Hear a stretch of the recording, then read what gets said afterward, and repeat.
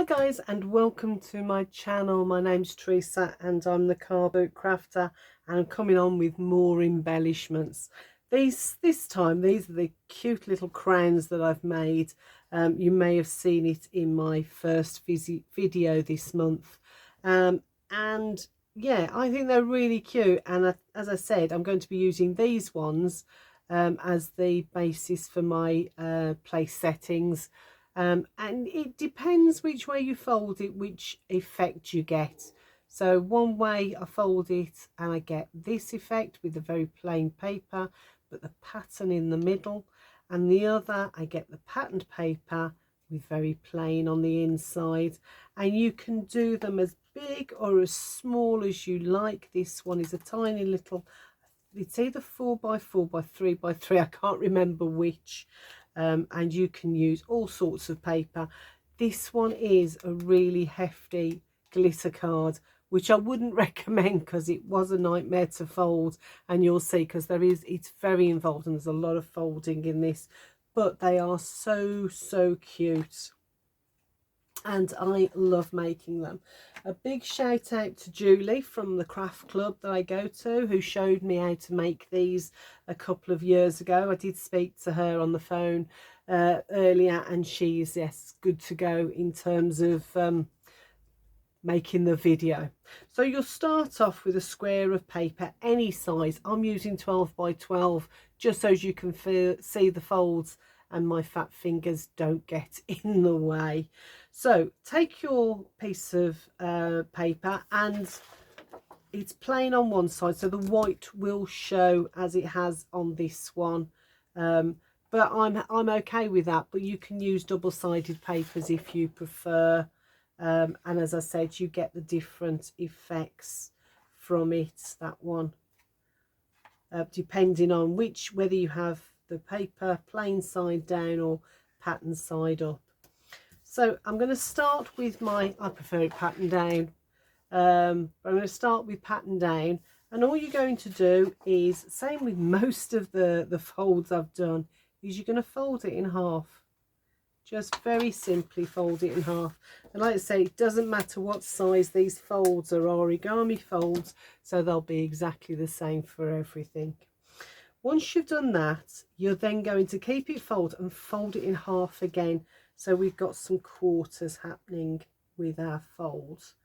So line it up carefully and bring in your bone folder and get that folded down. So we have that second score there. Okay, so we're going to open it up again. And now I'll put my pencil mark in there, as I often do, so you can see. I don't know whether you're going to see it on this one. And then you're going to bring in this edge, keeping it folded in half like that. You're going to bring this edge in, line it up with that score mark in the middle, and crease it down. Now you can see my paper's gone a little bit skew-iff. Don't worry about this. This is a very forgiving technique. I'll bring my other side in, line that up, finger fold, and then grab my bone folder and reinforce that crease mark all the way down. Then I'm going to open it up again. Now what I want to do now is, so this is my folded end, I'm just going to push that in to create a triangle. I'm just going to get my finger in there, so I want a nice sharp point on this triangle. Just going to push it down, and I'm lining up that crease that I've got here. So this crease lining up with this line inside my fold. So I'm going to do that. Once I'm happy that I've got my line going all the way through and my point is straight, I'm going to bring in my bone folder and crease it down like that. And once I've done that, I'm going to push this piece behind, so I'm stretching that crease a little bit more. Bring in your bone folder and reinforce all of those creases again. and then do exactly the same on this side. So I'm just going to push that down. I bring it this way so you can see. I'm going to push it down, and this line here, this crease I've got here, I'm going to bring it all the way down, making sure that top is pointed. So sometimes you have to get your bone folder or your finger in there just to make sure you get a nice crease on that top, and that crease is going to line up with this, the edge of this here. So I've got a nice straight line all the way from this point through to there. And once I'm happy, again, bring your bone folder in, fold it down, and once you've done that, you're going to fold that back again and reinforce all of those creases as best as you can, like that. So you've got that happening. Now you've got two flaps here, so I'm going to take the one and I'm going to fold it up. I want it to line up with there, so it's not, I'm not folding it in half.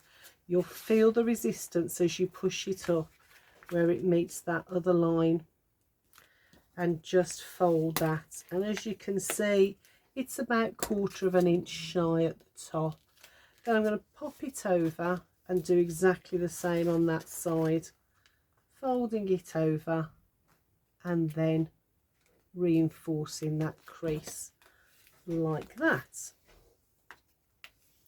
And once we've got all that sorted, I'm now going to I'm now going, okay, let me turn it this way so you can see.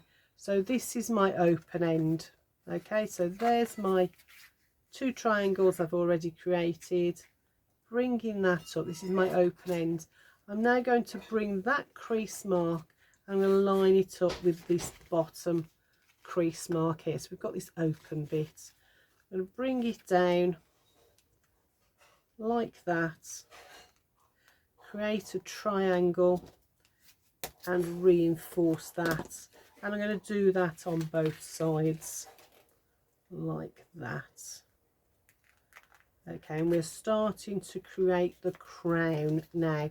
Now you won't come to a point at this this stage.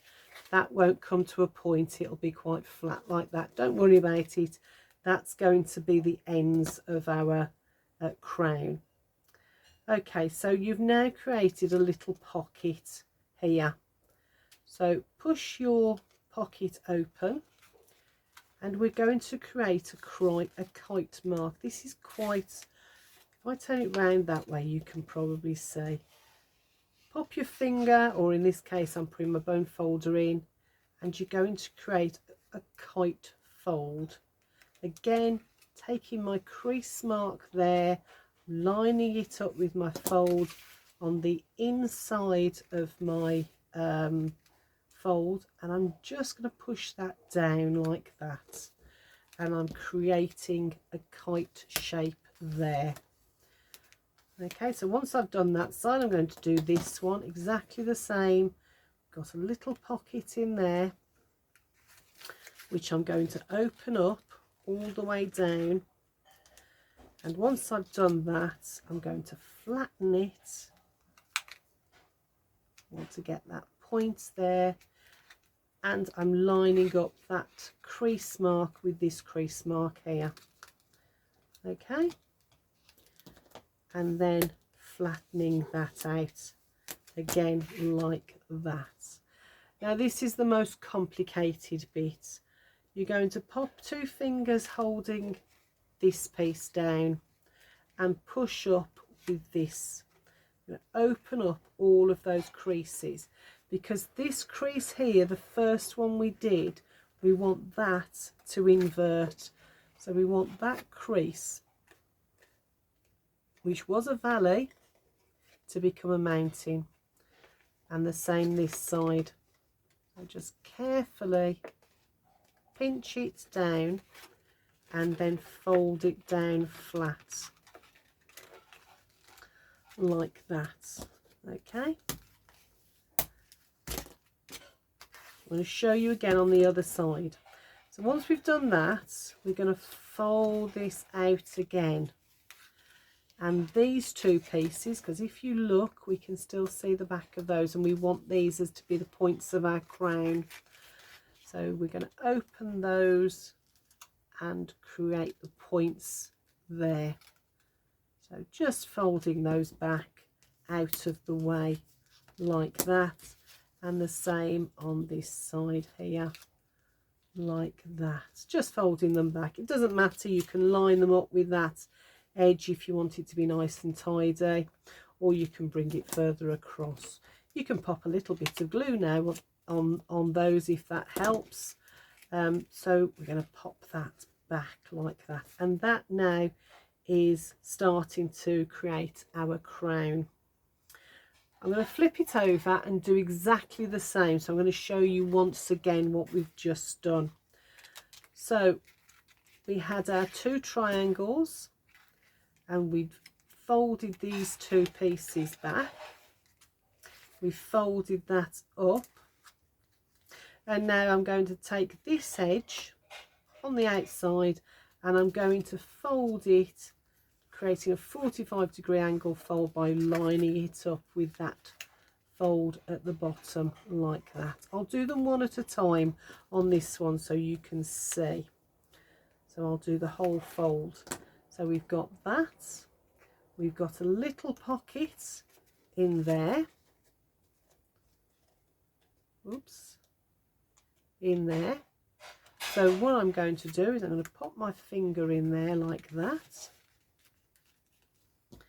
as far down as I can, and I'm going to push it, and I want to line up. This paper is a little bit stiffer than some of the other papers I've used, so I'm just going to use my bone folder to go all the way down to the bottom like that to open it up down there. But I want to bring this line, and I want to line it up with this line on the inside of that little pocket. So I'm going to push it down till these line up. So that's lining up perfectly with that. I'm going to hold that in place and start to flatten it all down, grabbing my bone folder and reinforcing that all the way down like that. So we've got, looks a little bit like a kite shape. If I pop my bone folder there, you can see exactly what I mean. It's like a little kite there. So again, on this side, this edge here, bring it across, line it up with that bottom edge. We're creating a 45-degree angle on there. We've got a little pocket on the inside there, so we're going to open that up using our fingers or our bone folders or whatever we've got to hand. Once we've got it open up, so it's like a little cone in there. I turn it, you can see what I mean. It's like a little cone in there, and we're then going to line up that straight edge there with that line inside there. So pop it down and encourage it to go all the way down like that, and I'm going to grab my bone folder and reinforce those. So we're now at that stage. Okay, again, this is the tricky bit. So we're at this stage. So this crease here is a valley. I want it to be a mountain on both sides, there and there. Okay, so it's a valley at the moment. So we're going to push that out, holding these two edges down. We're going to push that out and encourage that to fold the other way. Doesn't take much encouragement, it's happy to fold. And again on this side, fold it out like that, using exactly the same line that we just did, and then we can push it all back down. So that line now has become a mountain. This one's a mountain. We're going to push that one in If I turn it that way, you might be able to see better. So those two we're going to push in as we then push our crown back together like that. We are going against the creases that we've just made, but it's happy to fold back. Once we've done that, we're going to open the whole thing, so we're back to there, and then these two corners we're going to bring across and hide them behind those points like that. And the same on this side. Bring my fingers out the way and create a nice point on there. Like I said, you can line it up with that line if you want, or just tuck it out the way like I've done this side, and then fold it back over, and that is your folding complete. Now I know what you're going to say, it doesn't look like much like a crown yet, Teresa, does it? And I completely agree with you, but you can make lots of them in advance and store them like this, which is what I'm going to do for Christmas dinner. I'm going to make lots of these, and then I can decorate them up on Christmas Eve ready for Christmas dinner. So you'll store them like that, and then when you're ready to use them, or you want to bring them out and use them as embellishments or table decorations, what you're going to do is pop your fingers in there. As you can see, we've got a little pocket in there, haven't we? So we're going to pull that open, and this is why I'm not worried about these not being a point. These are my sides, so I'm going to pull it like this, and as I pull it, I'm pushing that open and pushing that down, and as that goes down, our crown starts to emerge, and there you have the crown. Isn't that brilliant? That is so cute. I really love this idea, and I'm so glad that Julie, or Jules as she prefers to be called, showed me how to make these. And as I said, I started with the paper face down and got that result. If I'd started with the paper face, the patterned paper face up, I'd have had the patterns on these sides, and this and the inside would have been the plain paper. But even using the big ones, so that now I could easily pop some sweets or treats in there, and that could then sit on my Christmas table or on the side and be a little treat bowl as well for people to help themselves. So there you go, that is my project for this week. I do hope you like it. I do hope you'll give them a go, because as I say, you can get lots of different results dependent on the papers that you're using. And I do apologise because my husband's just put the vacuum on for some strange reason. So I'm going to finish off now, and I do hope you'll give them a go, and I'll speak to you all soon. Take care. Bye for now.